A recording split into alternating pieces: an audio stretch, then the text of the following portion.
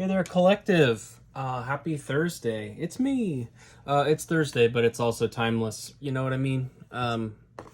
Anyway, we're gonna get into it here. I have out quite a few oracles actually, and I'm almost curious if we might do a read today that is absent of tarot. Who knows? But as per usual, we'll kick it off with Rumi. And see where things go. I've got Moonology Manifestation, the regular Moonology. I've got my Rumi quotes, and I also have Keepers of the Light Oracle here as well.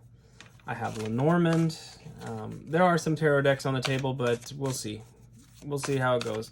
I'm kind of looking for, collective, a general message that would just benefit the us collectively in the sense of like a tidbit of wisdom, or kind of a screenshot of where we are in the world right now through space and time. I know that sounds really weird. I'm just curious about the state of the world a little bit, which I don't read on. I don't do political readings and all that kind of shit, but at the end of the day, it kind of still it affects us, doesn't it? Right? But also changes within the world. If we want to see changes, they have to start within, right? They have to start with us. Every revolution that you want to see occur starts with you. You as an individual, by the way, not you joining an organization.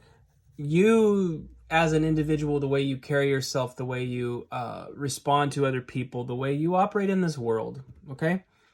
So anyway, let's get into it here. Look into the face of love if you wish to be truly human. Look into the face of love if you wish to be truly human. I like that a lot. I like that a whole lot. This is so true. We have a tendency in this life to get... especially now, like, again, state of the world, right? The divisiveness that is going on in culture, and just the amount of turbulence that's going on in the world, has everything to do with separation. And people are having a tendency to other people. It's like, oh, well, them over there, they're bad, and they can't see something that's so obvious and so plain. Can't they tell that what they're doing is wrong? And it's like, it's an infinite regress of people judging other people, and really it's actually cultivating an environment of fear, of separation, and of hate towards our fellow man, and that ain't cool. Like, I understand there's real problems in the world, and I don't mean to imply that there isn't, but regular people like you and I on the ground in our everyday life, we have to embrace love for our fellow people around us.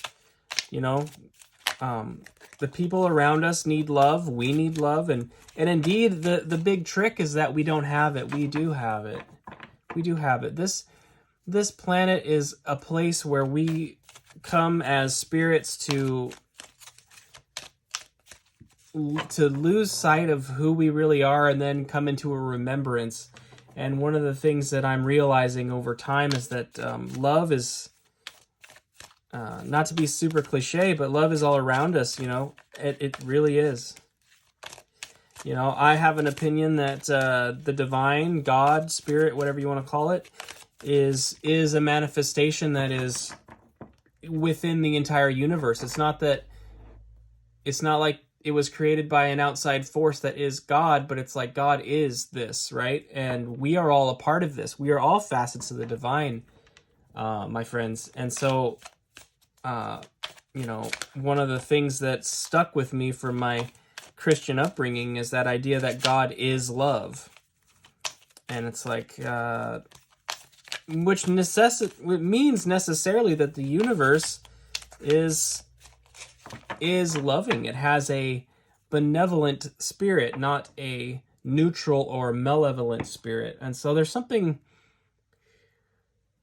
if that's true, then we don't need to be afraid.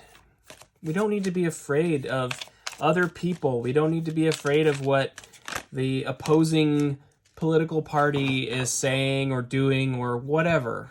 You know, those kinds of things. Obviously, lots of bad things happen on this planet, and I'm not denying that. But what I am saying is there is an aspect of this that if we give too much power to that, we're losing our power, we're losing our sovereignty, and we're not meant to. You know, we can embody and fully recognize our power as individuals, as co-creators of this reality, if we can learn to embrace love and recognize that it is abundant. Kali Ma, facing fear. Major spiritual changes are unfolding. This is your chance to soar. Yes, Kali Ma is viciously cutting away impurities. Kali Ma does not tolerate crap. She doesn't tolerate it. And I like that it's facing fear, because Kali Ma, if you were, if you look at the stories and how she's like the Queen of Swords in the tarot. If you were on the end of that, receiving end of that sword, of course that would be scary, but Kali Ma is not to be feared. Kali Ma is not to be feared. If you feel afraid of the idea of being cut off by something pure, then there's something that needs to be looked at within you. And that's not a condemning statement. What I mean is, why do you feel that you need to be afraid of something that has, more power than you do, right? There's a healthy amount of respect for such things, but fear is an entirely different thing. Lady Nada, heart awakening. Awaken to acceptance and divine love. Give and receive in balance. I like that. That is so true. I feel like that's one of the tricks, of the current state of the world, is there's always, tied to a lot of political movements, there's always a pleading for compassion, right?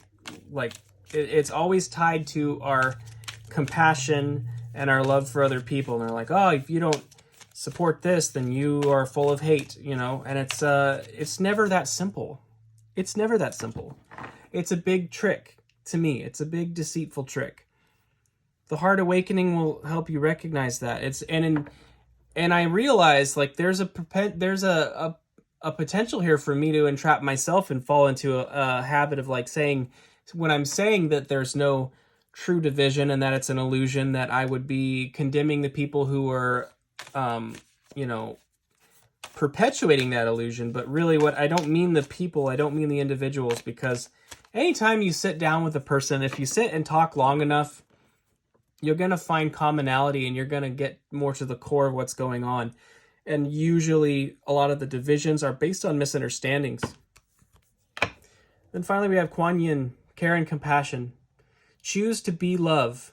Do what is right for everyone involved. Offer a helping hand. I love that. It flies in the face of entitlement. It flies in the face of entitlement. And there is again, I feel like this is a trick in the current world, and this isn't me taking any sides. Please understand.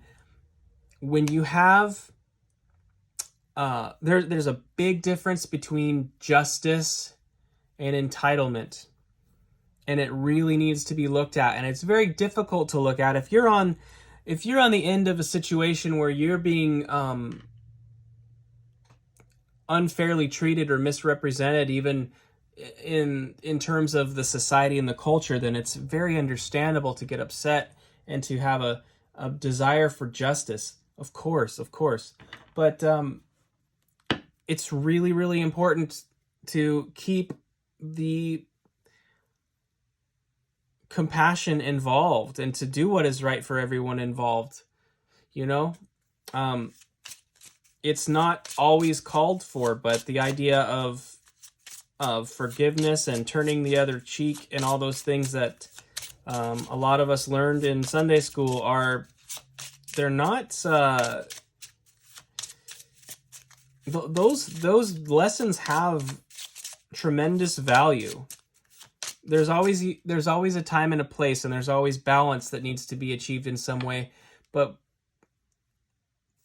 I haven't had a personal experience in my life where I've been wronged by another person and could honestly say that it came from a place of pure evil or pure malevolence. There's always something else going on. There's always something else going on with people. And so that is just, I think that's just a message for somebody out there in the collective that justice is important, yes. Fairness is important, yes. Equality is important, yes. But forgiveness has a tremendous value, because when you forgive other people, you are also giving yourself forgiveness. And, you know, we can't hold each other to unreasonably high standards, because we all fall short. We all do, you know. I've got the Lenormand here, and I thought I would go ahead and take kind of a 3-card spread just for a little bit of a narrative and a little bit of a potential course of action. And I think we'll leave it at that. I feel like I had the Moonology out and everything, but I kind of feel like these oracles really are all that was needed in a lot of ways. But I wanted to look at the Lenormand very quickly just to see if there's any insights into, courses of action or any more specificity for anybody out there. Because what I just said to you was very overarching, platitudinal, and vague, and so I recognize that, and I kind of want to see if we can get into a little more of the nitty-gritty. I do feel like this is great energy for a lens to view the world through, you know, as we go about our day-to-day. Okay, but anyway, we'll get into this real quick. 36, Cross. Cross is a burden. Cross is about burdens. It's also about religious institutions, of course, and rigid frames of thinking. You could think of it that way. So there is something to be said here for either our religious or ethical, political views, things like that, about being rigid. What about it? We need a couple more cards here. This will be a simple 3-card spread of Lenormand. All right, one more shuffle. Oh, there we go. Okay. 8, Coffin. Yeah, they box us in. There's a limited understanding in that, you know. Oh, and then our last one is Paths. 22. Okay. Cross, Coffin, and Paths. We have choices to make. We have our set way of thinking about viewing the world that puts us in a box, in a sense. You know, it creates a closed system. But the Paths card is offering us a reminder that we actually have the ability to choose to expand our minds, or to choose to stay closed off. Really. And what is the motivation for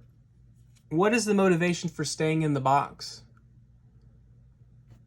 You know, what's the motivation for staying in the coffin and refusing to open your mind to other things? You know, what's the real motivation? I would dare say it would be fear. We like to think that we understand the world and that we can just have a worldview and roll with it, and like, no, this is how it is, and this is what I'm going to believe, and that's that. Because it gives us a sense of security and safety, but it also limits us tremendously, my friends. I think that's the core of this message, is like, to get out of that box is to open yourself up to a whole lot of unknowns, and that can be very scary. But it's also, in so doing, you're giving yourself the chance to expand and awaken your heart space, you know. And And the heart space is what this is all about. I know I'm a super hippie, but like it is all about love. It's all about love and understanding and compassion for the people around you and for yourself. So that's it, my friends. That's what I have for you. I think this was just a general message of like, if the world feels really scary right now and you feel boxed in because if you're overly focused on a certain topic of justice or anything else, all of the division, all of the othering that we do in the Western world right now with the politics and everything, I feel like there's just a call to sort of put that down and try to look at things through another lens, and really through the lens of love and through the lens of compassion for others. So that's what I have for you. Thank you for being here. I hope to see you soon. Nearly daily videos. I'm not committing to daily videos because I don't commit to anything, apparently. I just put them out as I feel led. Look for your element sign this week, though, my friends. I did do water and earth today, so fire and air will be tomorrow. And we'll go from there, okay? Thanks for spending time with me, and I will see you next time, friends.